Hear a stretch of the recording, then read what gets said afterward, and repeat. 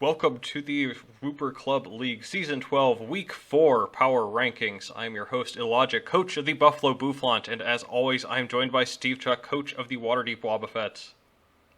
Hello, everybody. Let's hop into the trades for this week. We are centered around the Paldea Conference this time. That means that Steve's going to have to take a little bit more of a role here, especially because the first trade here is Florges being swapped out for the Klefki. We just saw the Noctows drop Klefki, and Steve, you already decided to pick it up? Yeah, as soon as I saw that drop, that was something I was keeping my eye on as a fairy type. Great typing, prankster is very nice. And I'll fully admit it was when I was in a voice call with Chad talking up his Klefki that I decided to pull the trigger. The screen support is nice, gives me a good option there. Sad to see Florges go. Kind of was excited to use it with Terrestrialization as kind of a bulky setup sweeper, but the chance really didn't seem to present itself. Klefki provided that all-important fairy typing, a bit less offense, but a bit more utility, and my team in other aspects is a lot more offensive in general, so the utility is definitely more valuable to me there. Absolutely agree with that. T-Wave to help facilitate those sweepers as well as the consistent screens make some sense there too. The other big trait here, Wooper Troopers making two big moves here as they're trying to make a playoff push as well.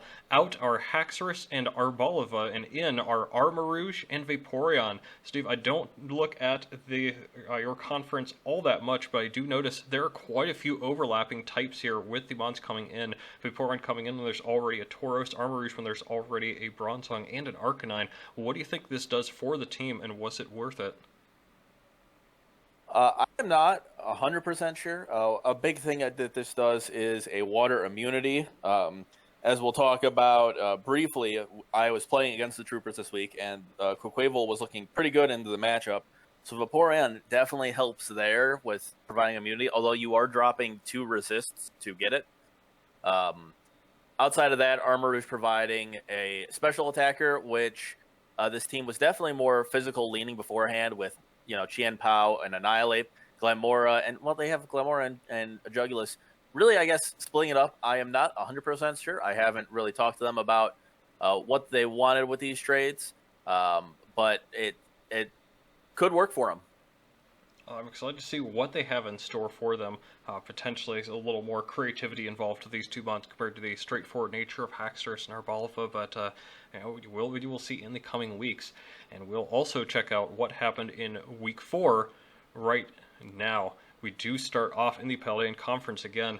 Some really great matches throughout both leagues this week, but Michael chose the match between the Waterdeep Wobbuffets and the Wooper Troopers, as the match of the week. You can probably tell why just from the end screen. Suffice it to say, the Troopers got away with this one 1-0 over the Wobbuffets. Next match, though, it was a big one between the Newport Noctows, the Boulder Boulders, and the Noctows keep on rolling with a 4-0 win. Early paralysis of that Hydreigon. It trades most of Tinglu's health for a layer of spikes. Poltegeist is not Shell Smash. It's strength sapping and staying healthy. Rotom low, the heat getting low. The Azu gets its Assault Vest knocked off. The Gastro Terra poisons and gets up rocks. It's a big old back and forth positioning game early. Eventually, Poltegeist finally falls first to the burn. Great Tusk rids the field of hazards and doubles in on a Gastro switch to get rocks up itself and tank an Earth Power. It's down to 26%. Surely we can take care of this thing now. No, this Tusk is great. KOs Gastrodon with close combat. Same to Cyclozar through the Choppleberry, even though it gets rid of rocks.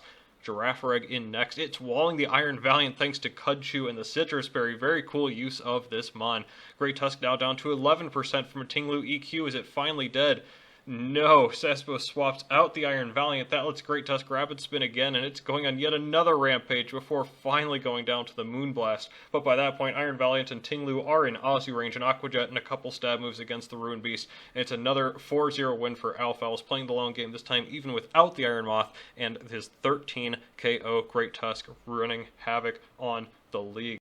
Next up, it's a significant match for the power rankings. Quiet Majesty and the Close Combat Club fighting for a spot, but it's a blowout for the Quiet Majesty. 6 KOs in 17 turns in an uncharacteristically fast game for the club.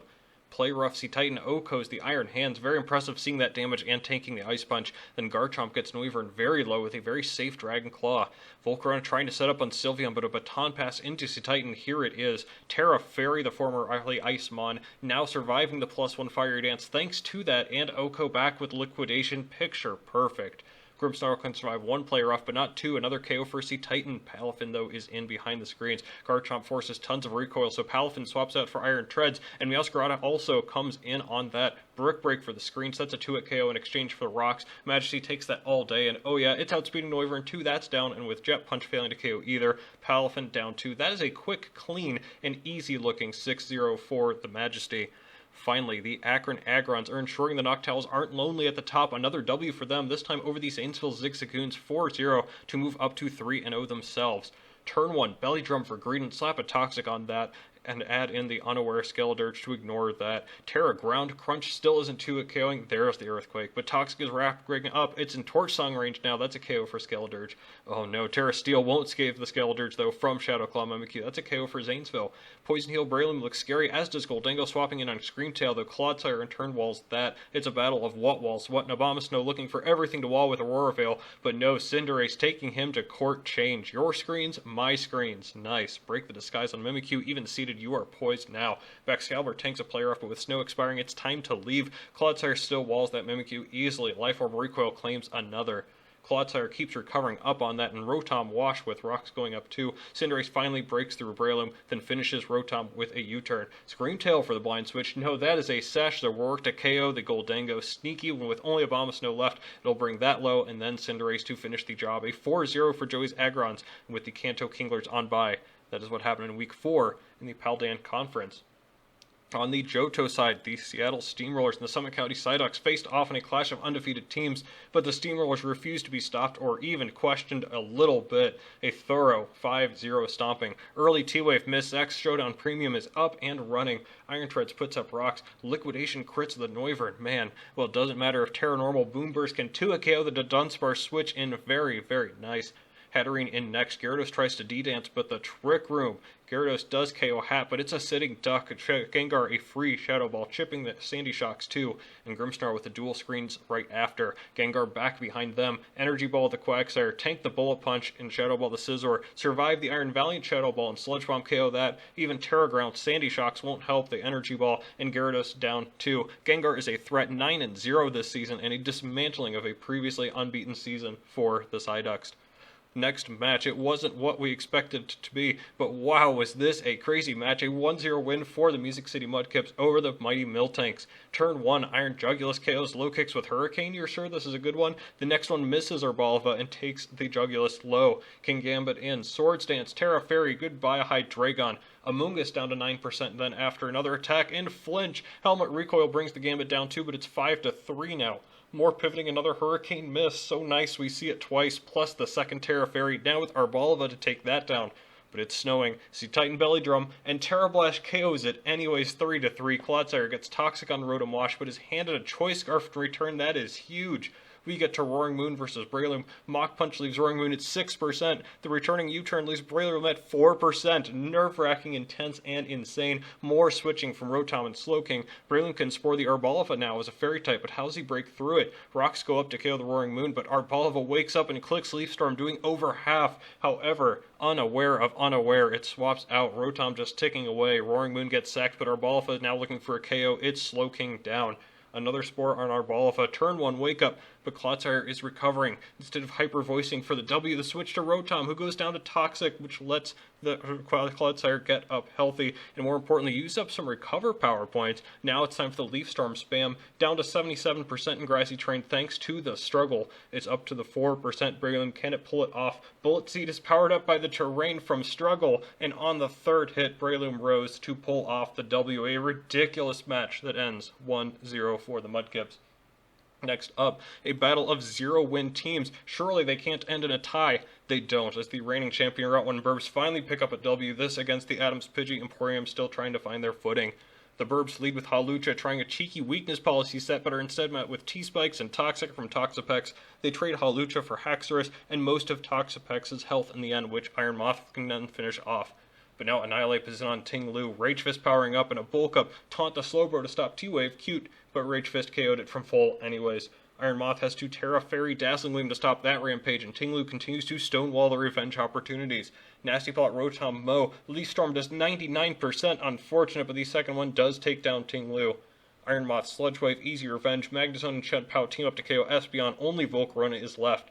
Flame Body Burn, Quiver Dance, Terra Rock, Terra Blast to KO Chen Pao. Is it over? No, with no fire move, it's going to take a whole lot of Quiver Dances to KO Magnezone in the back, and with a crit from Iron Moth, it's over before we even have to worry about that. A 2-0 from the Burbs.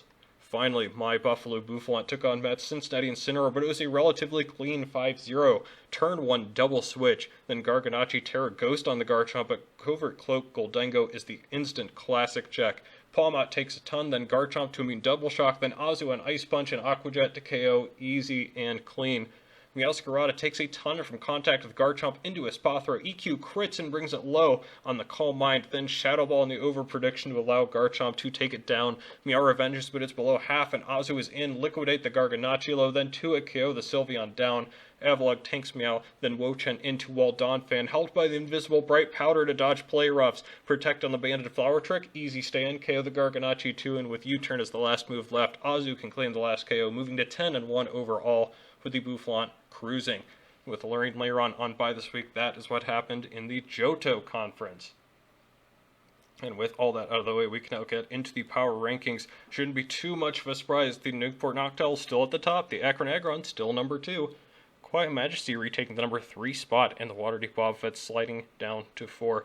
Steve, not much to say about the Noctowls up top. This was actually, I think, maybe an underrated game for the season. I think the Boulders played them well, but 1 or 2 over predictions, and the Noctowls playing a clean game took it for them.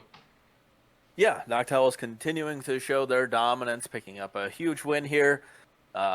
Big 4-0 against a traditionally pretty good team in the Boulders. Solidifying their position there. There's really no questions.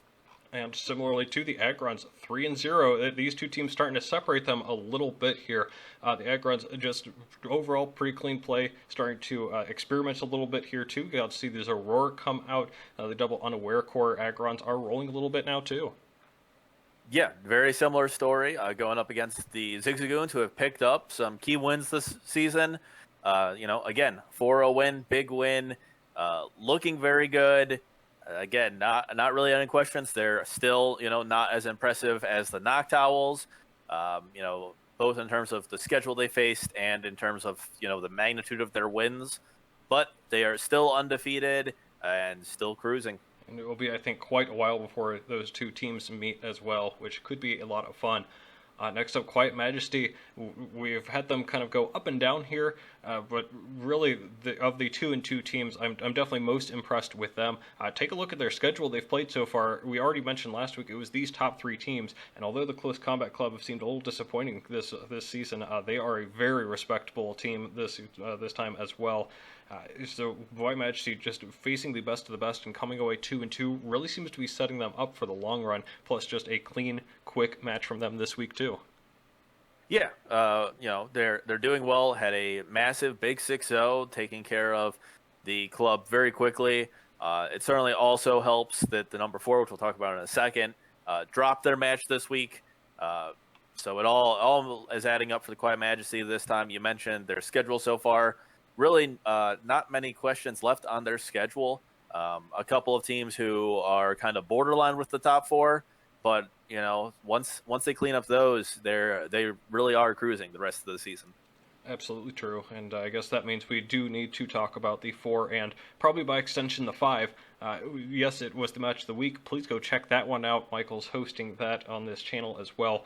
Wobbuffets and Troopers ended up going the Troopers' way here. Despite that, it was a very close game pretty much all throughout. Troopers almost blowing it at the end there too. But we still decided to keep the Wobbuffets at 4. It really is a question of the grouping of these 2-2 teams. And Steve, aside from our own personal bias, what else kept you up at the number 4, do you think? The big one here is where the losses came to. A big factor for us was that the Wooper Troopers had a loss to the unranked and undiscussed Zigzagoons, whereas my losses have been to the Troopers and then also the Quiet Majesty. In addition to that, just the quality of wins, myself having a big 6-0 win against the Zigzagoons, and as well as a good win over the Bulldoors, whereas the Wooper Troopers have not had as good of wins. Lost to the Noctowls, which again, good team, so that's kind of expected. Outside of that, big win over the Kinglers, and then over myself. Very similar, but based on just the strength of schedule, historical precedents, we're given the slight edge to my Wobbuffets for now. Again, we're in a situation with all these 2-2 teams where they very easily could switch places. I would agree that Majesty's a little bit above there, but especially within the Wobbuffets and the Wooper Troopers, week to week, based on how they do, we could easily see these teams swapping places. It seems like there's a lot of potential in this conference, especially for those teams just below the 2-2s to ruin their chances, whether those teams can get in or not, by taking away those wins that those 2-2 teams need to stay afloat. So this could be very fun to see how the 3-5 and maybe even more start moving along there. But for now, we do have to again say the Majesty Wobbuffets and the Troopers. Now we do also get to talk a little bit, Steve, about playoff chances starting to come up. We're almost halfway through the season. We still have 2 teams undefeated. How are they looking? What are the numbers starting to look like here? So right now, the Noctowls are basically a sure-in for playoffs, over a 99% chance to make it. Just a general note about the way I looked at these is I just assume every match is going 50-50 either way, and from there just looking at the possible wins and what it takes to be the 4th place team or tied with the 4th place team to make it in. So the Noctowls, pretty much a sure-in. The Agrons at 94%, they're also looking very good. And then out of the 2-2 teams, the Wobbuffets actually are the favorite right now, although very small. Wobbuffets at 62.6%, while the Majesty are at 62.3%, and the Troopers are at 62.2%. Again, all very close, all favor to make it, but not quite there. And, of course, going down, the Close Combat Club at 44.9%, the Boulder Bowlers at 44.7%, the Zigzagoons at 26.5%, and the Kinglers, even though they are currently winless, still have a 16.9% chance to make it. Certainly need some wins in there and some other things to go their way, but they certainly can still make it. There have been some close matches, so I do think there is a possibility, or at the very least for them to play spoiler, so definitely keep an eye out on them if that is your team.